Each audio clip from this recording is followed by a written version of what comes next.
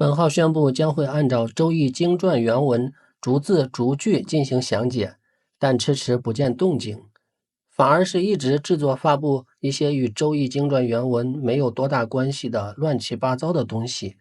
于是有人质疑我在蹭流量，有的担心我误入了邪门歪道而走火入魔。鉴于这些情况，今天就来简单谈一下关于学习周易我认为对的方法。诚然，学习周易的方法很多，甚至每个人都不应该相同。很多人觉得学习周易就应该专心专注，只读只学周易，无关的一概不看。是的，我也曾经是这么想并且这样做的。周易经传相关的解读和遗著，我曾先后读过3遍，甚至还把黄寿祺、张善文编写的周易译著抄写了1遍。具体到阅读和抄写的当时，我似乎也能获得一些启发，增长一些智慧。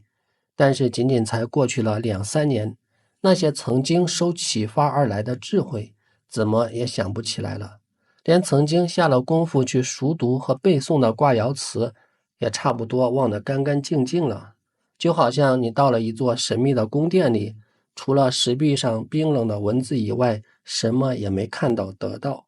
这种情况让我深深的怀疑自己的学习方法是不是有问题。另一方面，当我看到别人解译说译的言论，读到相关的文章时，有时会武断地认为不对，后来又感觉有理。别人是这样说了，但是为什么呢？自己做不到知其然并知其所以然。后来通过对医学流派的认识，以及对各一家一说特点的了解，我认为自己已经基本找到了问题的症结，并找到了合适的解决方法。简言之，就是本号视频内容规划的方向和计划。这里我要重点解释2点。一是为什么要跳出周易学各种乱七八糟的东西。还记得我们在介绍大溜人内容时引用郭再来的话吗？他说学艺的人要在常理中下功夫，用常理来保证自己的专注。术数大师尚且重视常理，更何况我们立足义理，无涉术数呢？常理在哪里？就在我们日常生活中耳闻目见的方方面面呀。比如天文历法，先民成熟的天文历法系统比周易早2-3千年产生。封建迷信里的谶纬神学、隐士、巫术与周易有着丝丝缕缕的联系。历史上那些闪光的人和故事，会不会就是周易之道的体现？从这些乱七八糟之中，我看到了周易是什么，周易可以是什么，周易能够是什么，以及周易难以是什么的种种片段和影像。这一点也许可以称之为开眼界，也可以说打开眼界来学周易，要比拿着放大镜在周易经传文字中寻找隐藏的文字奥妙更有意义。二是实证派带给我的启迪，从王弼的以道学解易，程颐的以儒学解易，邵雍的以数学解易，到方仪志的以禅解易，邵敏和的以象解易，以及到当代学者的以科学、以马列主义唯物辩证法解易。